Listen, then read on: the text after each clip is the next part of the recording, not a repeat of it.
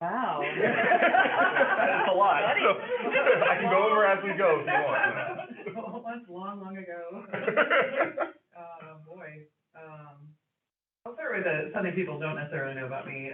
How did I get to Palm Beach County, right? So I got to Palm Beach County back in 1992. I had just graduated Texas A&M University, psychology degree. Really loved child development. I applied for, 8 different PhD programs, and I had, not a gap year, but I had about 9 months where, I took the spring and the summer, and I could go do anything, live anywhere. And this is before the internet. Before cell phones. I'm 52. So seriously, it's kind of crazy. So back in 1998, we did not have internet. It's crazy, right? How'd you live? Yeah. So I prayed. I'm Christian, and I had this magazine, and I was praying. I was going through a paper magazine, and I was like, you know what? I need a sign. I'm looking for a sign as to what I'm supposed to do next. And I opened up and I read this article about Palm Beach County. And it was working, they talked about the activity directors. You could be an activity director at a youth program at a hotel. And I'm like, oh my God, that's a dream job.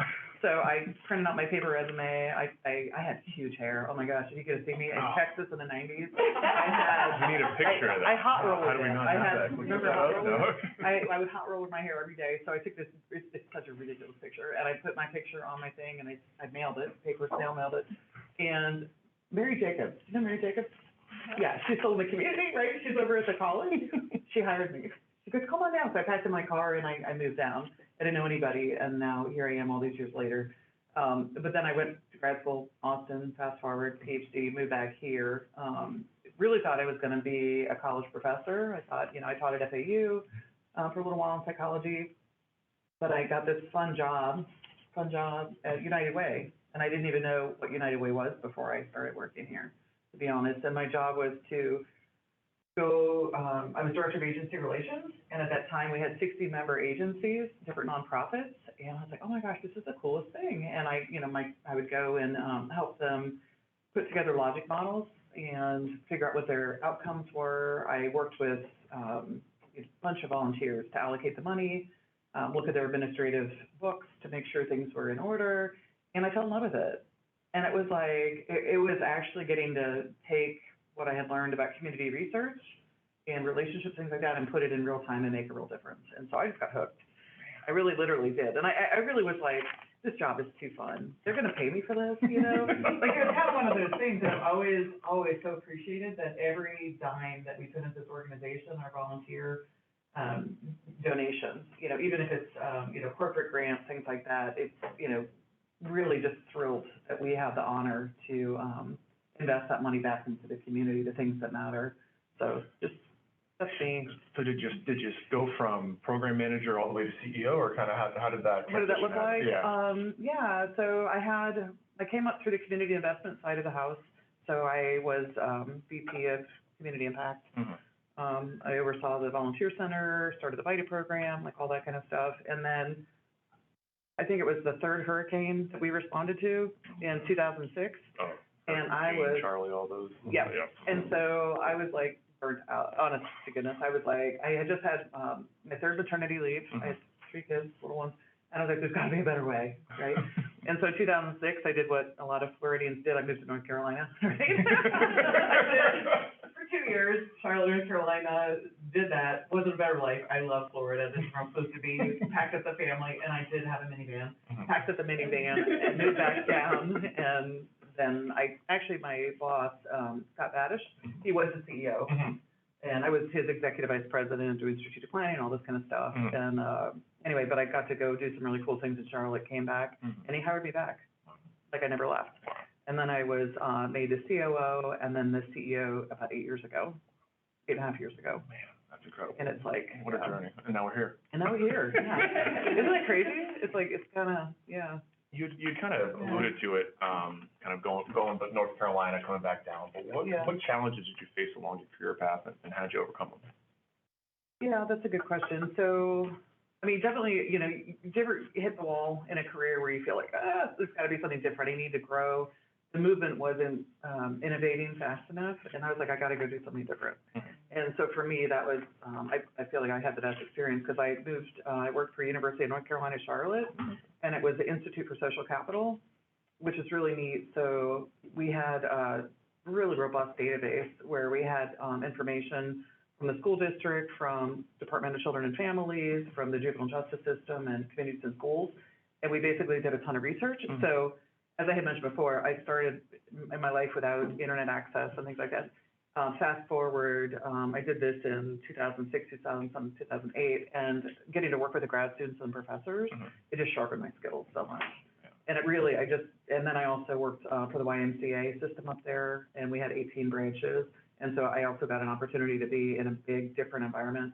But I'll tell you one quick thing. The thing I'm most proud of in that window of time was that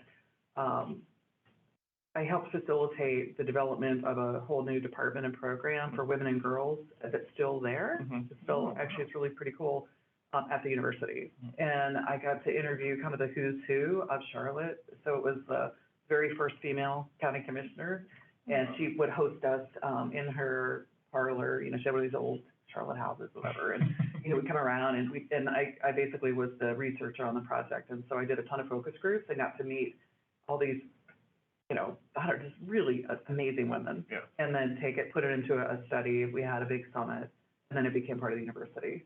So, and it's still lasting, and that's it's fun. That's incredible. That's kind of look back It's on fun. and say you kind of got your fingerprints on something that is obviously within this community, but elsewhere as well. Exactly, and then fast forward, and one of the things I'm really proud of is our hunger relief work that we've done here, and it's kind of the same principle, right? We figure out, what is the greatest need, and when we started doing that, I really thought it was gonna be something different. I did not think it was gonna be hunger relief, I swear I didn't. And we were in the schools asking the kids, and they're like, we need food, FOOD food, and I'm like, Keith Awful, he's, in the school district, I'm like, is that right? Does this seem right to you? And he goes, yeah. I'm like, okay. And then we started doing our deep dive data, and I didn't realize food insecurity was that bad.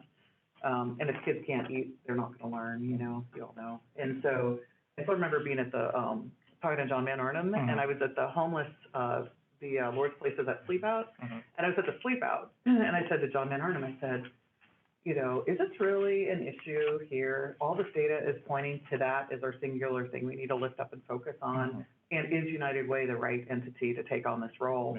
And he said, yes, and I've been waiting years for you to ask me that. Isn't that cool? And I said, okay, John, I love him so much. He's such an incredible leader. And I said, all right, will you do it with me? And he goes, yeah. And so within 2 weeks, well, that's an exaggeration, 2 months, a little bit of time to get on their agenda. The government? Yeah, I was gonna say, that was in my mind, it felt like 2 weeks, but no, it was probably 2 months later. We're in front of the county commission asking for money to go toward our study, and then we put out that RFP, and then we had the FRAC, Food Research Action Center, and University of South Carolina, and then they came down and they did a phenomenal study, and it still sticks. That's incredible. And it works, and we're really changing the landscape, as you guys know, around hunger relief. So, but I love that you can take whatever skills you have and come together and make real change in real time. So. And hunger is a huge issue here in Palm Beach County and across the country. But what other specific issues have arisen to the top within this community that need to be addressed? I'm really proud of the work we're doing in mentoring. I think that's really significant, and really. Right now, we have 90 different programs that we're providing training to in the community. There is a wait list for we need volunteers to sign up to mentor. There are about 1,000 kids on the wait list right now. We touched a little bit over, what was it this year? It kind of plateaued at about 5,000 kids, and now I think they went up to 6,500. Some kids have some mentors are assigned more than one kid, and so we have about 5,000 mentors and more kids that are touched by it. But right now, I mean, it's a mental health tsunami. Don't get me started, but I don't know. Anybody saw my Facebook post, pissed off last night, but we're all on the hotline last night because the schools are getting the threats that today at 10:30 there's gonna be a shooting, 20 kids and 4 administrators. And the truth is we don't know where it's coming from, but the impact it has on all of the kids. So my daughter, I said, what do you want to do? She goes, I'm staying home. I'm like, all right, you're fine. You can stay home. But just we don't need that, No. you know, in a community. No. But the thing that, I guess it was all over the news this morning, and what they were saying is, you know, the different mental health resources, and parents need to see what their kids are doing, because kids might do it for attention or a joke, and then they end up with a felony, Yeah. right? And so it really impacts them. Mhm. So, and the likelihood something's gonna happen is 0.0001%, but it's that ripple effect that it has on everybody's emotions. Mhm. It's just not healthy. Yeah. It's just not healthy. So, I think, you know, mentoring is an incredible way that you can save lives and change lives, flat out. And one of the programs that we're expanding this year is working with kids at risk of, going into the juvenile justice system or coming out of the juvenile justice system. And so it's a really special program with special mentors. They're gonna be able to, change a kid's life, really, you know, turn it around. Is that really kind of getting them before they, you know, kind of go down that path, or what does that Yeah, mentorship look like? We, that one, you know, I don't have the details on it enough yet to know any particular stories on it, but it absolutely, you know, does make a difference. And I was just reading, this one, I love this story. There's a gentleman who was a sophomore in high school, and he connected with Bound for College, that program. And his single mom, his sibling has a disability. Anyway, he wrapped up into that program. He ended up landing a $40,000 a year scholarship. Wow. $40,000 a year. There are only 10 students in the state of Florida that get that scholarship. He got it. He's going to University of Miami, and he's studying broadcast journalism. Wow. Isn't that amazing? I was just like, that is the coolest thing. I was You'll see like, on local news here pretty soon, hopefully. it probably Yeah. does. Right. Yeah, right. No, and I was like, you know what, that is really, really awesome. And so he did have a mentor. He did have and so that you don't just mentor on your own without support. Mhm. You have agencies that provide that wraparound to support the relationship. That's what makes it work so well. Like take Healthy Mothers, Healthy Babies. Yep. You get the teen moms, and then they need all those other supports to make sure that they're getting their visits and they're healthy, the baby's healthy, they're in a stable environment. Lexi Savage tells that story. She had a real amazing mentor experience with one of the girls there. And then she was able to help her get a job, get some housing, like all the wraparound services, and realized how hard it is. And for somebody like that, to try to navigate that on their own it would be a real struggle. Versus having somebody that is like, oh, well, you can go here and get this, or here's how you apply for a job, or here's, yeah, good stuff, actually. And then, So I love mentoring. yeah, looking from 30,000-foot view, Palm Beach County is much different now than it was 5, 10, 15, 20 years ago. Same thing with United Way, I'm assuming, right? Yeah. How have you seen the community change since you've been CEO within United Way and then also Palm Beach County? Yeah. So the population has continued to grow. That's not stopping. It's not Yeah. stopping. And I think it's continued to become, well, it's always been diverse, but I think it's getting even more diverse, and just the, really understanding, what does that look like? And I'd say in community, there's been a real shift from, funders know best versus really getting down and residents know best, right? So instead of it being top down, it's really bottom up. And you're not gonna build any kind of successful program if you're not dialing into bottom up. Yeah. And so I think that's been a fundamental shift, in really asking people what do they need and empowering people in community with what they need. I think that's been a significant shift.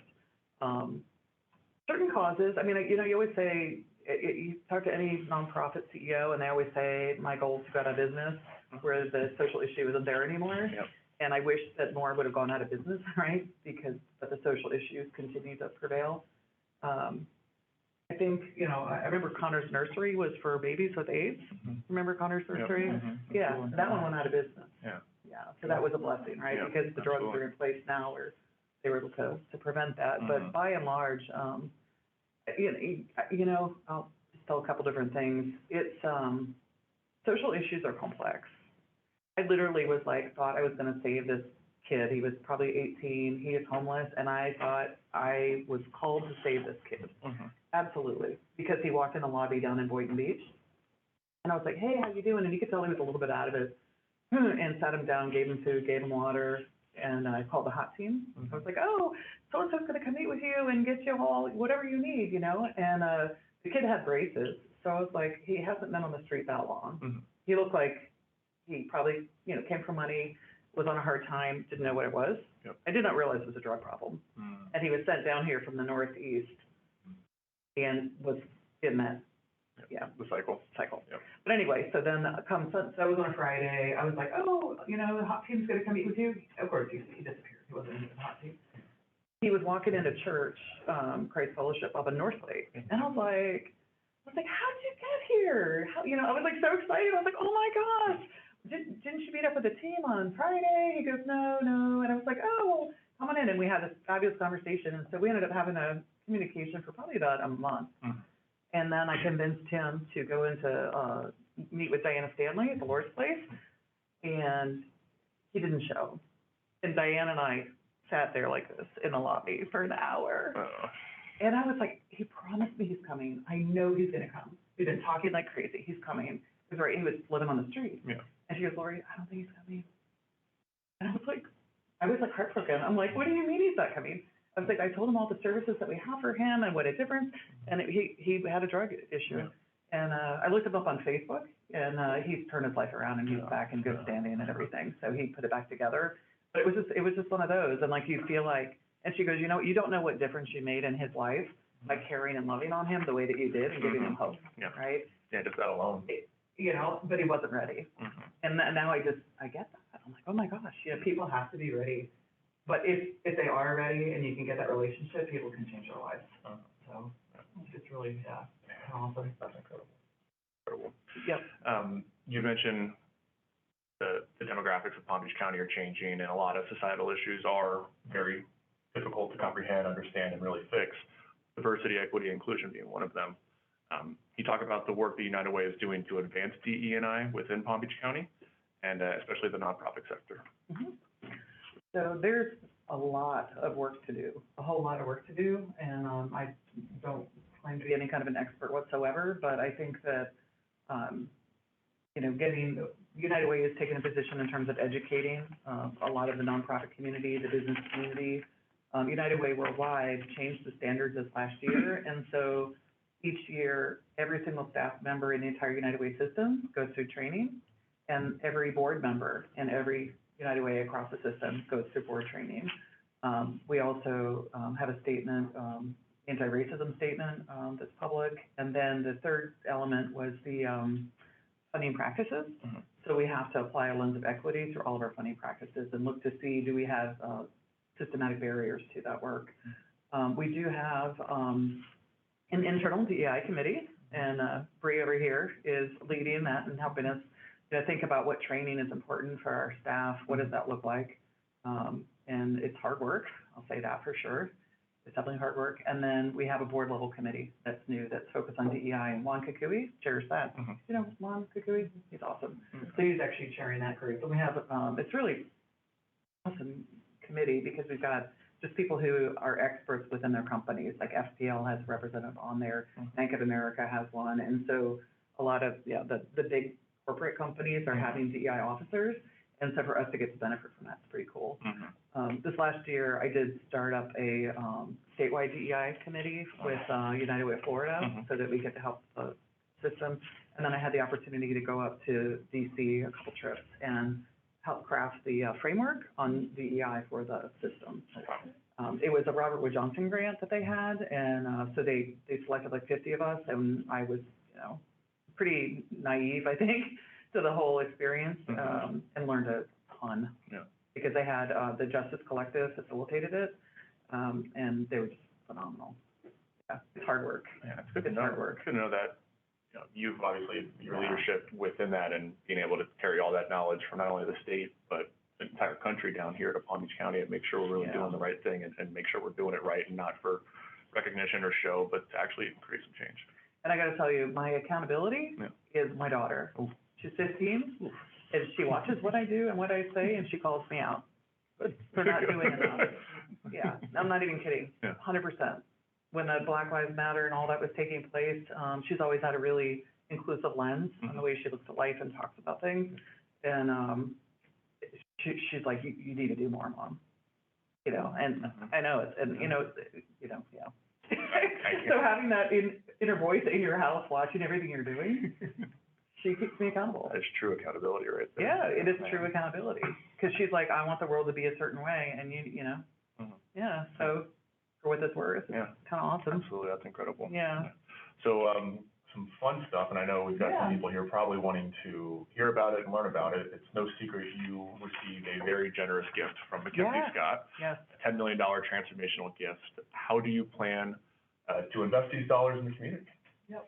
So we have taken our time to plan. There's like an urgency to spend. Everybody wants to, divvy it out and have it go, but we pretty much put together a 5-year plan that is lifting up hunger work.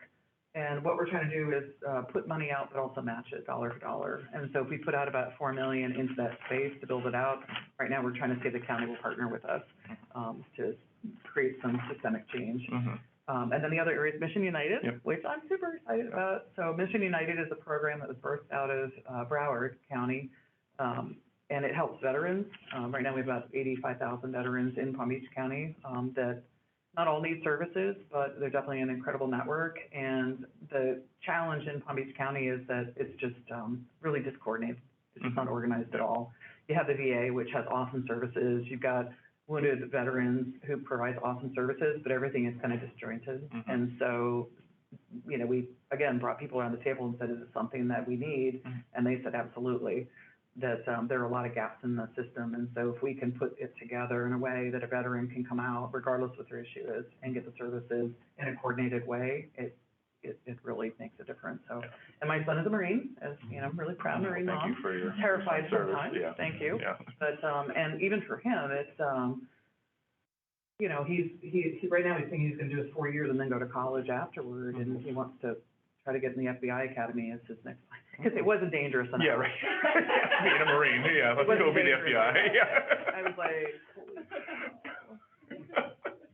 They're trained very well. He's trained to survive in the Arctic, and now he's training to survive in the desert.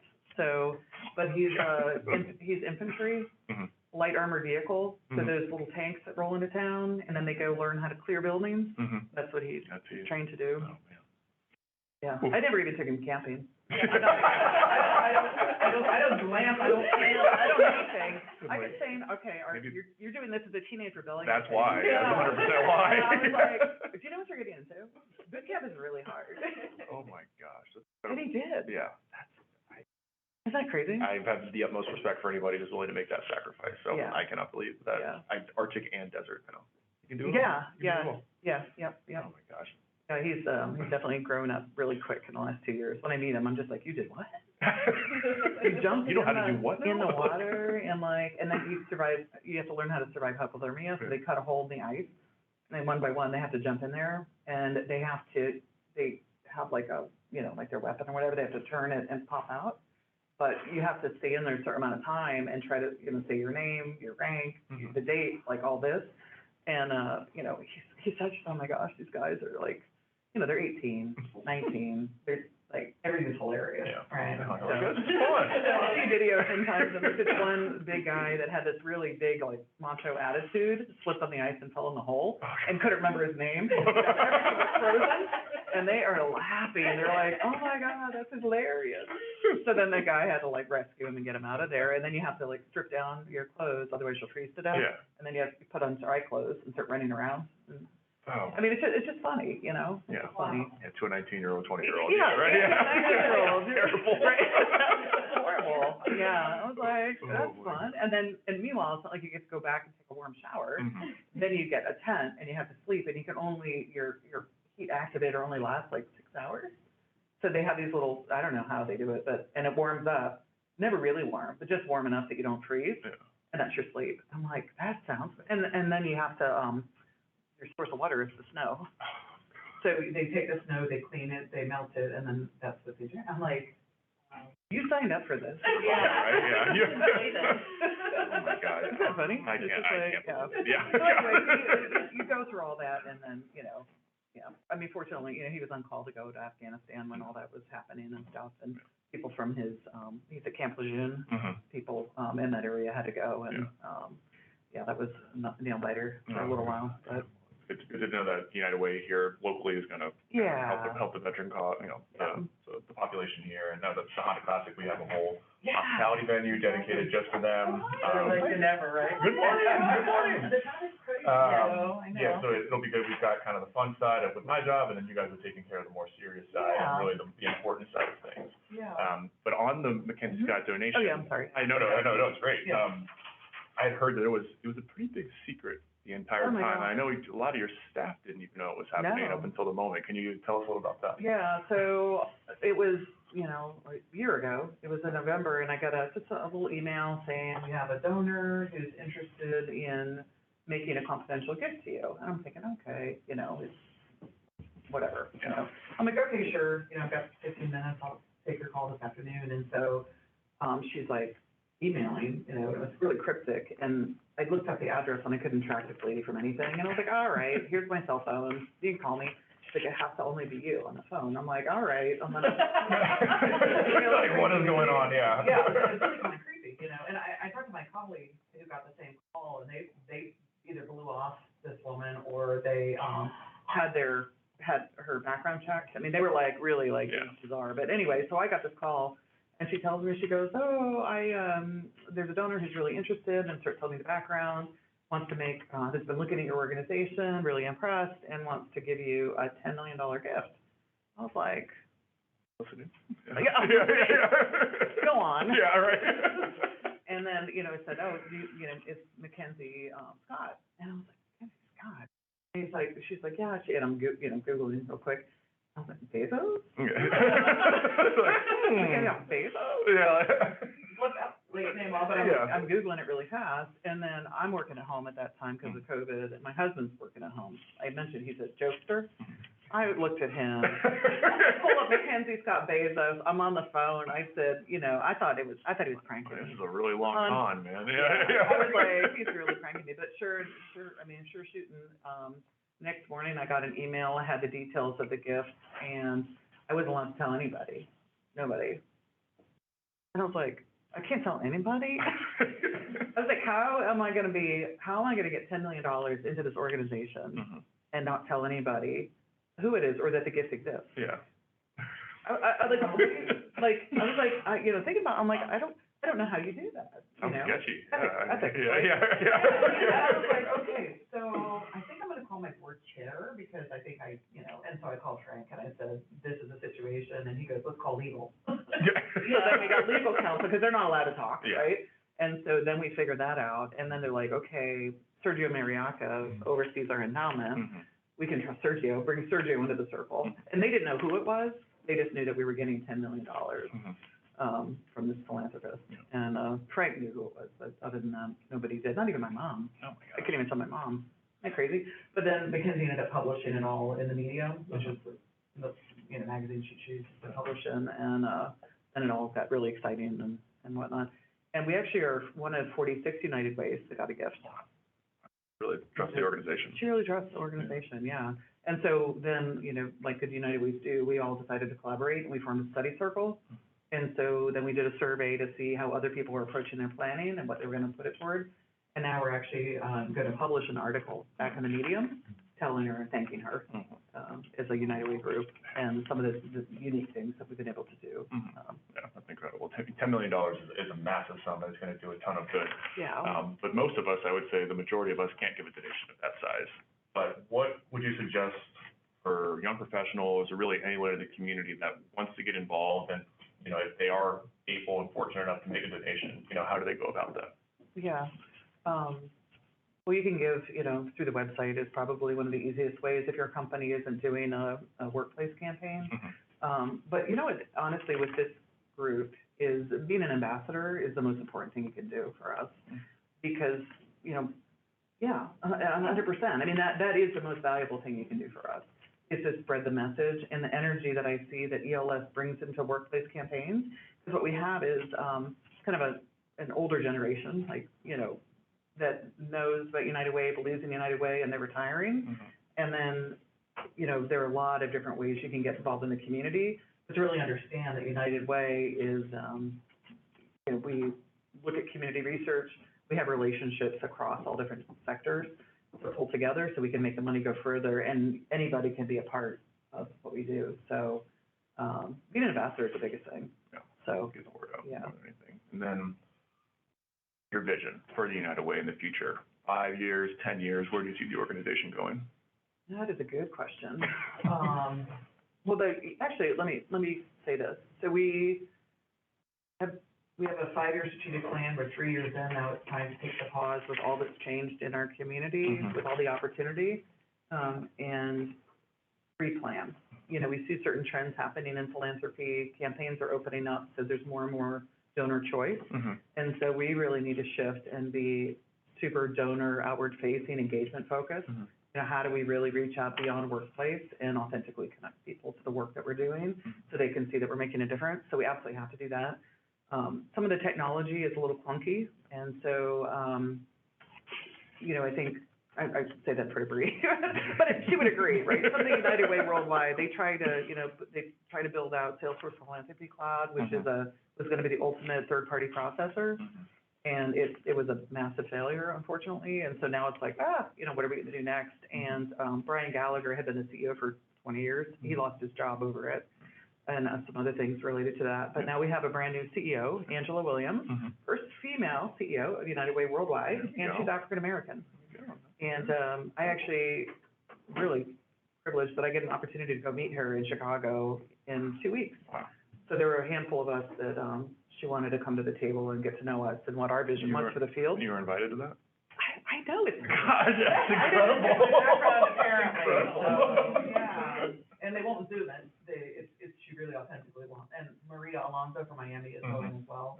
And so, but I think that, you know, it is really important that we, you know, you can't have bureaucracy anymore. No. You know, we all know that. You gotta be nimble. Yeah, and United Way Worldwide needs to be nimble, and we need some, yeah. So I don't know. I don't know exactly what it's gonna look like, but I think it's gonna be better than it ever has been, is my hunch. I know, when we were doing our chat with the champions, all the LS members spoke with a board member, and our biggest thing was, you know, it was great programs. Hopefully, we're gonna keep doing it more and more. But one of the questions that we asked them was, you know, if United Way was on the cover of Time magazine in 5 years, you know, what would the headline be? And every single person said that we no longer exist, pretty much, that all of the issues have been solved, that we kind of, like to your point, that we have solved everything. We have solved hunger, we have made sure that everyone is financially stable, that healthcare is easy, everyone has easy access to it, that we don't really be needed anymore. You know, that's not the case, that we're always going to be here, unfortunately, but it really, truly is, you know, the goal to make sure that, you know, we're doing everything we can to solve the issues that we have here in the community. Looking towards the community that we have here now, though, young professionals, any wisdom you like to impart or any advice for us as we kind of continue through the early and middle stages of our career? I would say that, you know, I remember meeting Seth Bernstein. I met Seth back in '97. I've known him a while. And I still remember this conversation that we had in the break room at the Parent-Child Center. And it was like, you know what, one day we're gonna be sitting in the chairs at the front of the room. And we kind of would joke about it, right? And then 10 years later, and then 10 years later, and now like, here we are. And like, you are gonna be the leaders at the front of the room. You don't ever know when, like, I never thought I'd be Seth's boss, which is kind of funny, right? I never thought I'd be Brian's boss. It's funny, right? So it's like, you don't know, you know, and so I think you know, always think about who you're surrounding yourself with and, you know, your team, you know, and treat people the way they want to be treated, right? That's what they say, not the way I want to be treated, but the way they want to be treated. And I really try to lead that way, but you guys are going to be in the chairs in the front of the room, you know, and really and truly, your voice is more important than mine right now, honestly. It's like, what do you want this community to look like? And your voice is more important than anyone's right now. And I mean that. I totally mean that. Yeah. So it's funny when I did have 3 maternity leaves, a bunch of kids, you know, and you know, thinking about, do I stay home and raise them for a little while, or what do I do? And I thought, wow, I can make a bigger impact by going out in the community and doing what I'm doing to create the vision for where I want them to be raised, Mhm. right? I do believe it takes a village, and it takes all of us doing our part, to make it a place we want to live in and raise a family. So, but yeah, you guys are it, you're a future. So when I need a job one day, remember me. Yeah. We'll make sure if your resume comes Okay. across our desk, we'll put it to the You might- top. You might call me back. Yeah, But maybe. it's true, it's true. It's like, it is. Life is fluid, Mhm. isn't it? Yeah, Awesome. so. We're gonna wanted to open up to the floor. Anybody in here have questions on Zoom or anything as well? Please feel free if you've, got some questions, fire away. If not, I've got a couple fun ones for you. Yeah, thank you. You talked about the first female CEO for United Way. Who are some local CEOs that you really admire and look up to? Virginia Baker, she is one of my favorites. She and I met on a photo shoot together in the men's locker room at Palm Beach. Oh, my Oh. God. And Interesting first location, yeah. Yeah, isn't that funny? That is where I met her, and we landed on the cover of the Palm Beach tour together. And I was like, and she hadn't been in her role yet, she was getting trained up for it, Mhm. and, we just connected, and I absolutely adore her. So she's definitely one. President Parker, I absolutely adore President Parker. She and I've gotten to be friends as well. Fab Rumley with Bank of America, has been a bit of a mentor to me as well. I really admire her and everything she's done in her career. But yeah, I've always had, before that it was, when I first got my CEO role, Tana Everly, who was the head of CS, Children's Services Council, was an official mentor to me. And that was really helpful. Did you seek her out as like a Mhm. mentor? Okay, I did, yeah. that's important. I guess you have to. You ask. Yeah. Yeah, and you ask for what you're looking for and what somebody's time availability is. So like with Fab Rumley, she's a mentor, but it's kind of an as needed kind of a mentor. I think with Tana, she and I had regular monthly meetings and then chats in between because I was brand new in my role. And, it was helpful. And she had the time and she wanted to push me up. So it was helpful. You just ask. Courage to ask is hard. Yeah. Can be intimidating. Right, and it is, it's just like, what are you looking out of it, what do you, and how often, do you wanna meet, that kind of thing. Yeah, it's a good question. We have a lot of really great female leaders in the community. Yeah. All right, some fun ones real quick. Okay. Favorite paddleboarding spot in Palm Beach County? Peanut Island, Peanut Island. yeah. What about restaurants? Favorite restaurant? Ooh. Let's go Northern County, Yeah. West Palm Beach, downtown, and then Boca if you have one down there. Boy.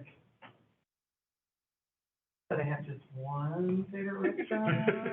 There are a Something lot Jupiter, of I great know, restaurants. It's kind of touristy, but I love anything up in, that looks at the lighthouse. Yeah. I mean, Harborside, or Jetties is yeah, awesome, Tiki's awesome, like all of that. Beacon, Topside, Lucky Shot, all those places. And it is a little bit touristy, Guanabana is all of it, but Yeah. it's still fun. Like, when we have people come in from out of town, we head right on up there. Mhm. But yeah, but I do like leftovers, the food is Oh, delicious. all right, good. So when you actually get them the quality, it's the food. Yeah. You can never go wrong with leftovers. So, We have, anything else on the floor? What's like a daily routine of a CEO? So like, what's your daily, have coffee first, what's your day that you, yeah. I guess, years as far as being a leader, being a CEO? I always try to walk in the morning before I get going on my day, because it helps ground me, so definitely that. And then get my kids out the door and launched and make sure everybody's good, and then really come in and, make sure my staff are good. So what's that one thing you do when, like, it's kind of overwhelmed?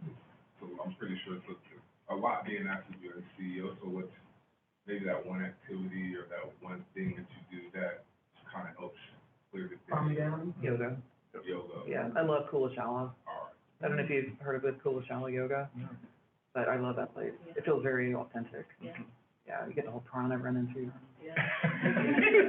You really do. I'm like, oh my God, you don't, and it doesn't matter what you look like and how bad you do the pose or whatever, you are there and you feel great. So that is my go-to. I love yoga. I recently joined a boat club.